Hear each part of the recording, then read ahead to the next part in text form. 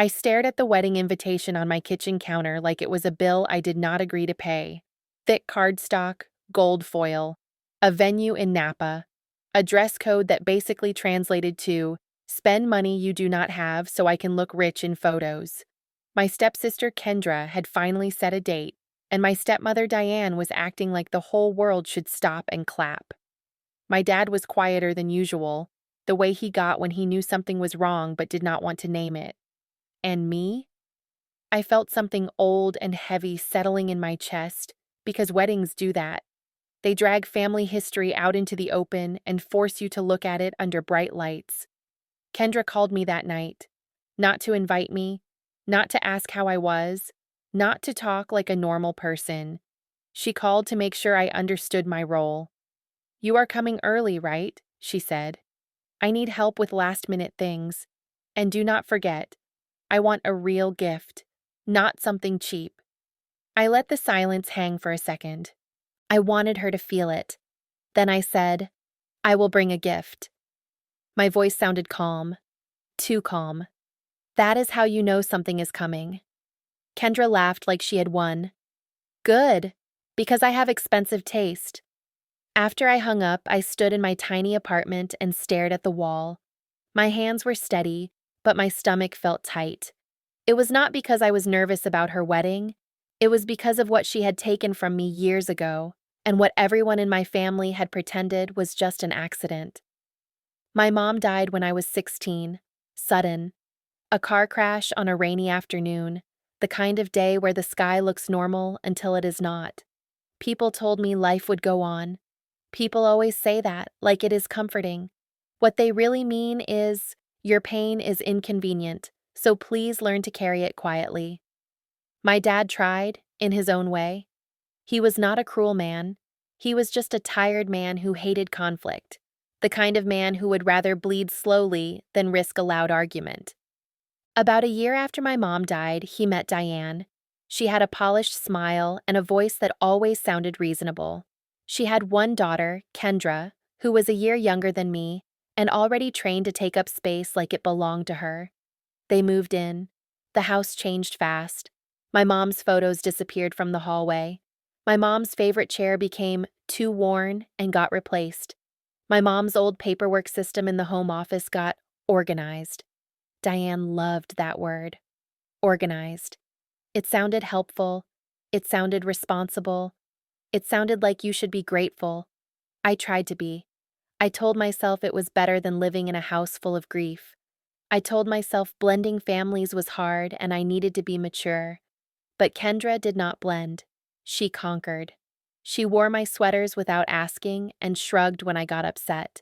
She borrowed my makeup and returned it broken. She walked into my room like it was a shared closet. If I protested, Diane would tilt her head and say, "Do not be territorial. We are family now." Family. Another word that sounded good until it was used like a weapon. The college fund was my mom's idea. She started it when I was born. It was not huge, but it was steady. Every birthday, every holiday, every little extra amount she could spare, she put something away. She told me once, "No matter what happens, you will have choices." After she died, my dad showed me the account. He was sitting at the dining table with papers spread out, looking like someone drowning in responsibility. "This is for you," he said.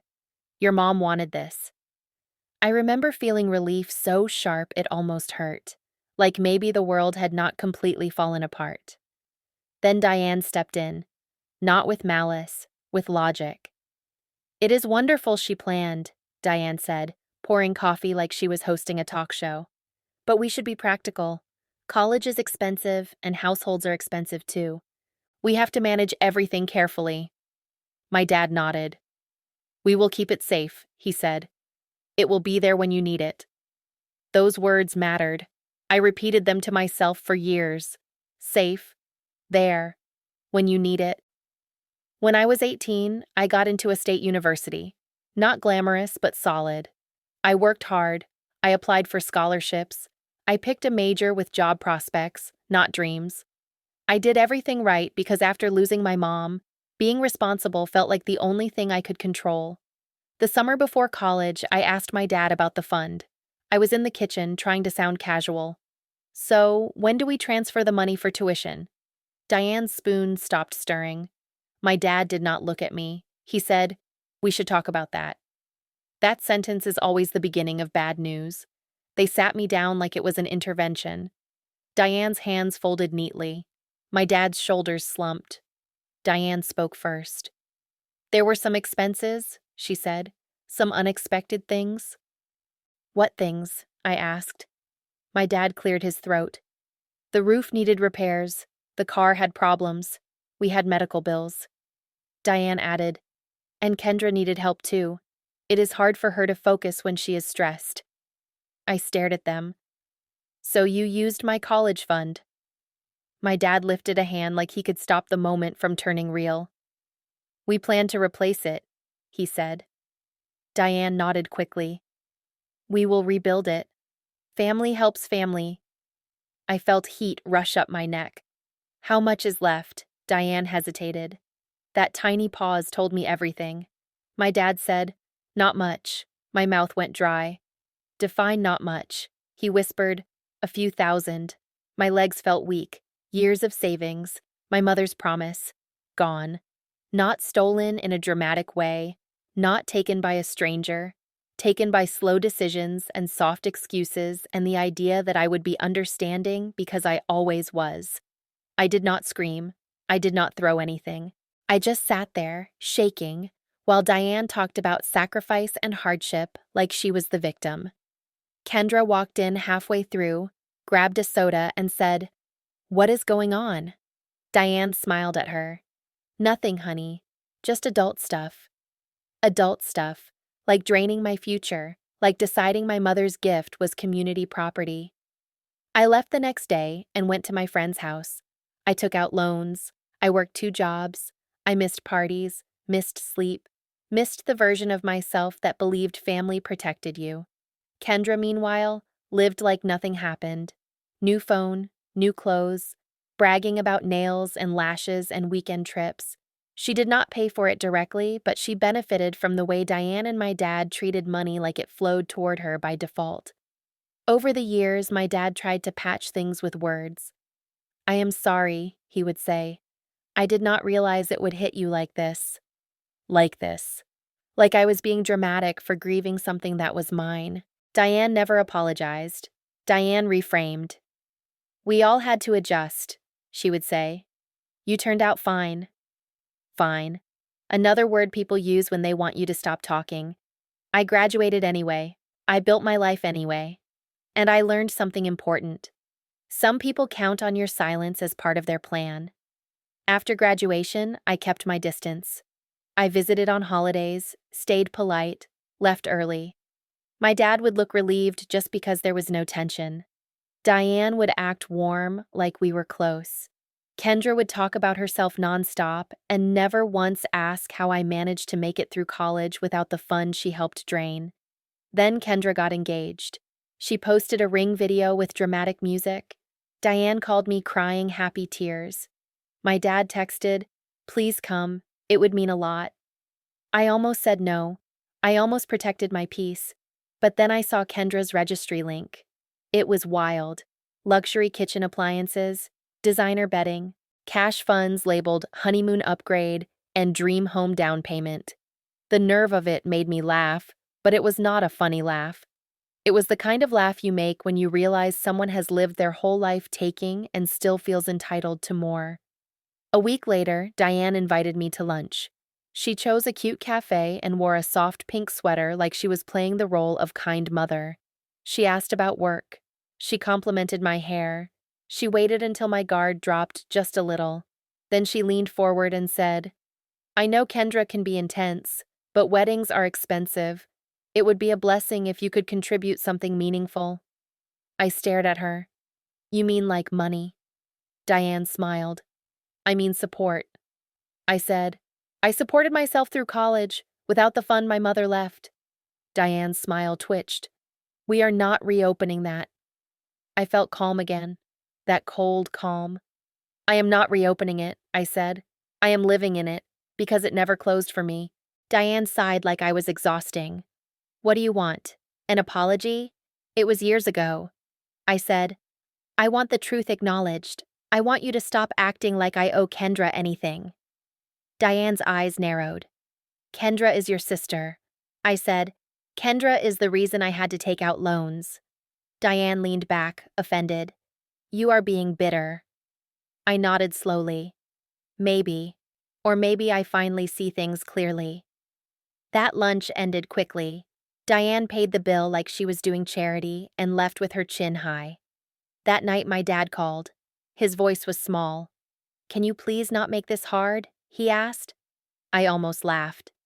I did not make it hard, I said. I lived through what you allowed. He went quiet. Then he said, She is getting married. Just let it be nice. Let it be nice. That was always the request. Let it be nice for them, even if it cost me. I looked at my calendar. I looked at my student loan balance. I looked at the wedding date circled in gold on the invitation. And I made a decision that surprised even me.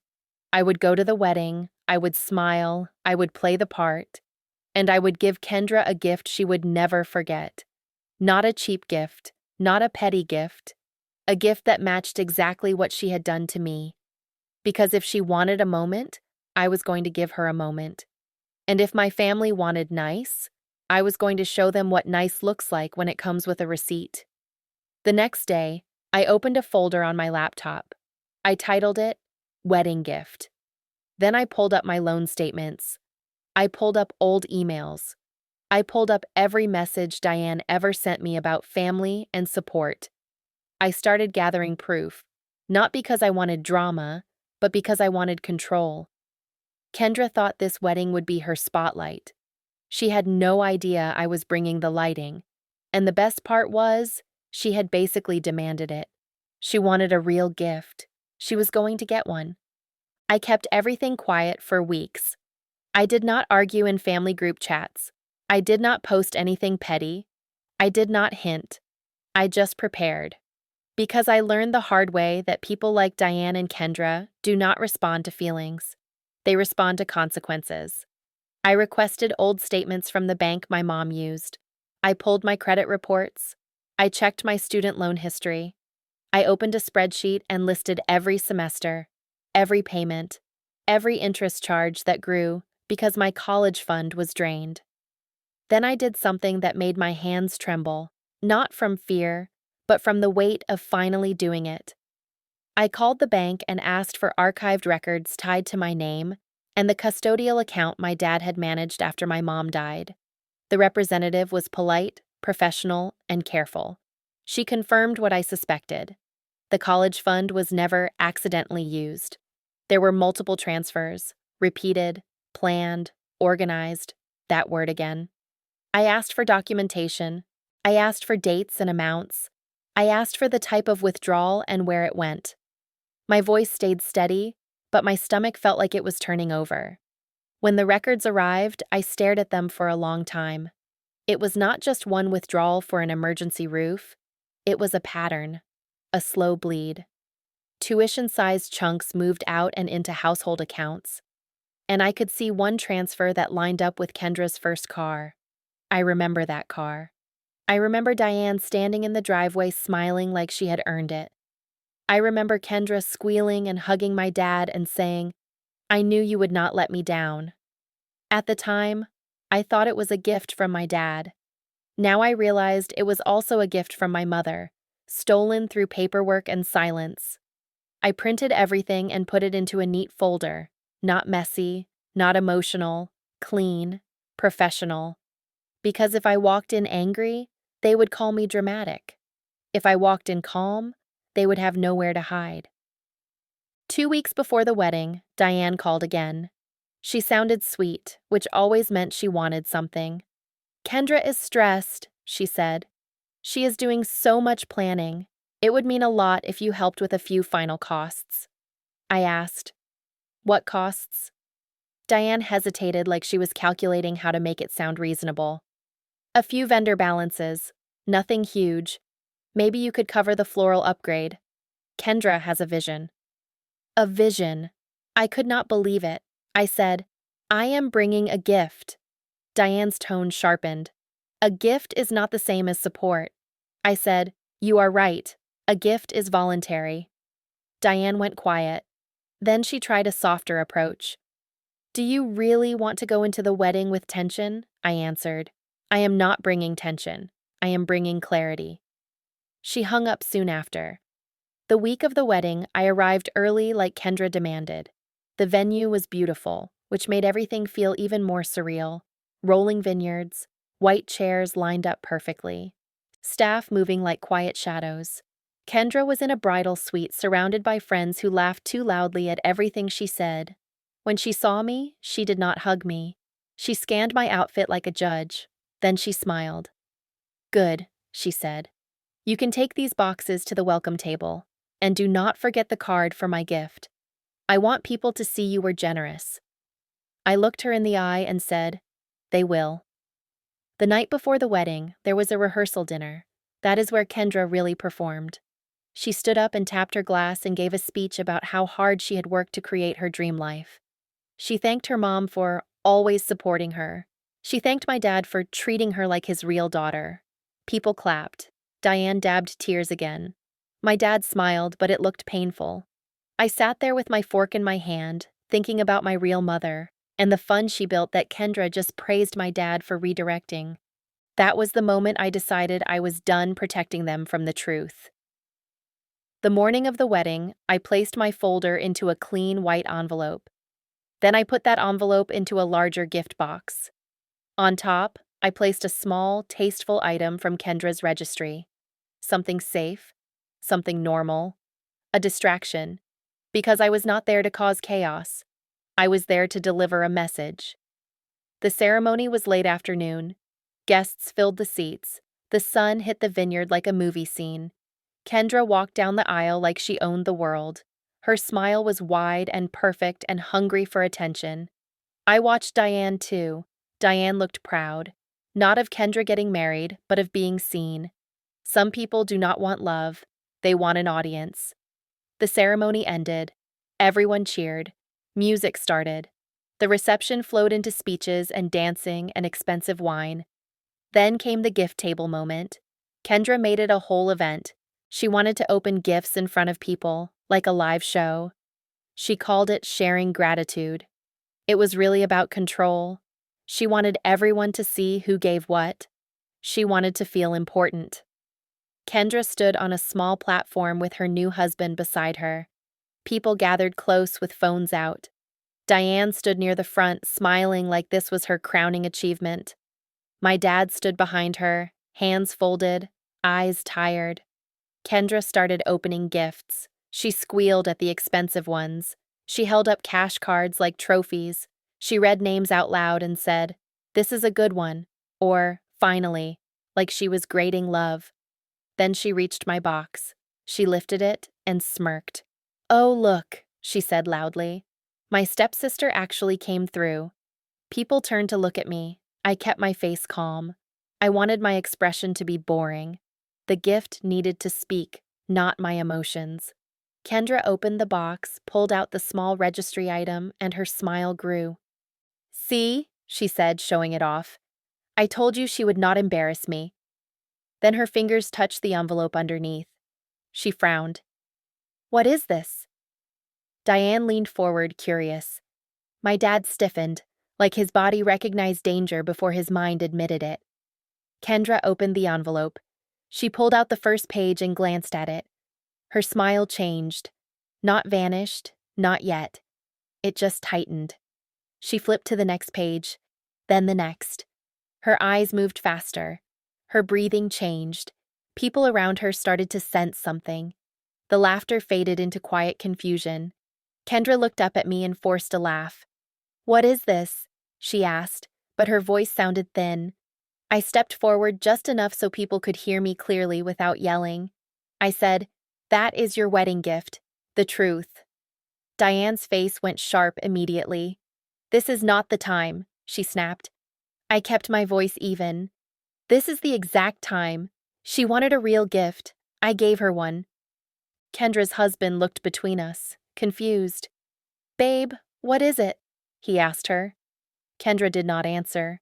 She kept staring at the papers like they were a mirror showing her something ugly. Diane reached for the documents. I lifted my hand calmly. Not aggressive, just a boundary. Do not, I said. The word landed hard. Diane froze. My dad finally spoke, voice low. Please, he said like he was begging me to stop. I looked at him and said, You asked me for nice for years. This is the nicest way I can do it, because I am not screaming. I am not ruining anything. I am just handing out what you hid. Kendra's voice rose. You are trying to humiliate me, she hissed. I replied, No, you humiliated me when you benefited from my college fund and never once acknowledged it. Diane jumped in quickly, aiming at the crowd. This is a misunderstanding, she said loudly. She has always been resentful. That was Diane's favorite strategy. If she could label me, she could avoid the facts. I nodded once and said, It is documented. Transfers from my custodial college account into household accounts. Dates, amounts, and a transfer that matches the week Kendra got her first car. The crowd went quiet in a way that felt heavy and real. Someone whispered, College fund? Kendra's husband's face changed, not angry at me, but alarmed at her. Kendra, he said, did you know about this? Kendra snapped, No, too fast. Diane said, We are family. Things get pooled. It was complicated. I said, It was not complicated for me when I signed loan papers at 18 because my money was gone. Diane's eyes narrowed. So what do you want? To ruin her wedding? I answered, I want accountability. I want the story to stop being rewritten. Kendra looked like she might cry, but it was not remorse. It was rage mixed with fear, because for the first time in her life, she could not charm her way out. She shoved the papers back into the envelope and said, Get out. You are disgusting. I did not move.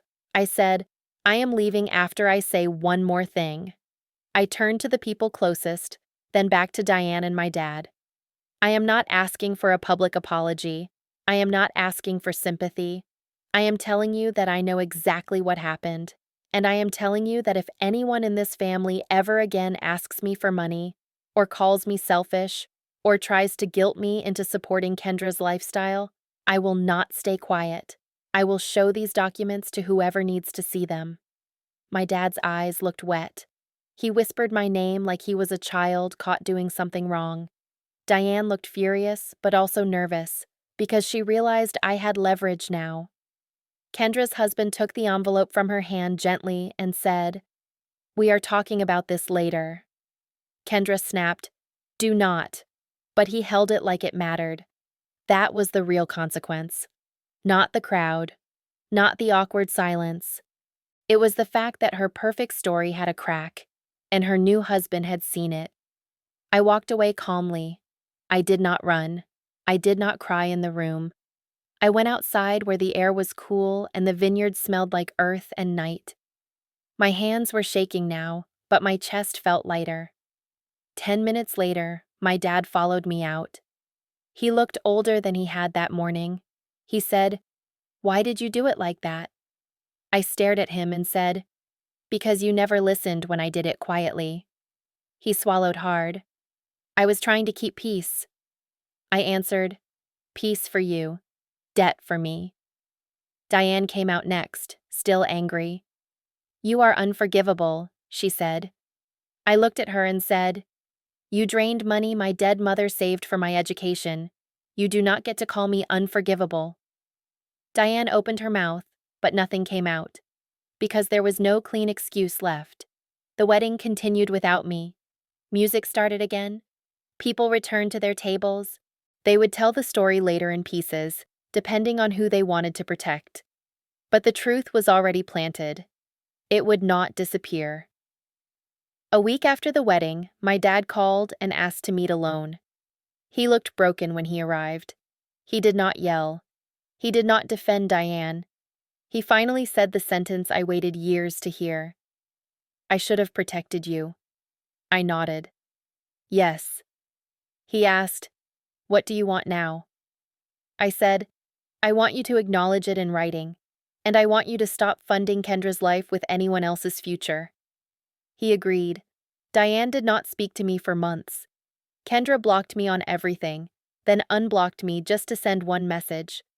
You are dead to me. I read it and felt nothing, because the version of me that begged for approval was already gone. Here is what I learned. Some people call you difficult when you stop being useful. Some families call it love when it is actually control. And sometimes the best wedding gift you can give is a truth that forces everyone to grow up. If you made it to the end, tell me this in the comments. If someone stole your future and called it family, what would you do when the moment finally came to speak up?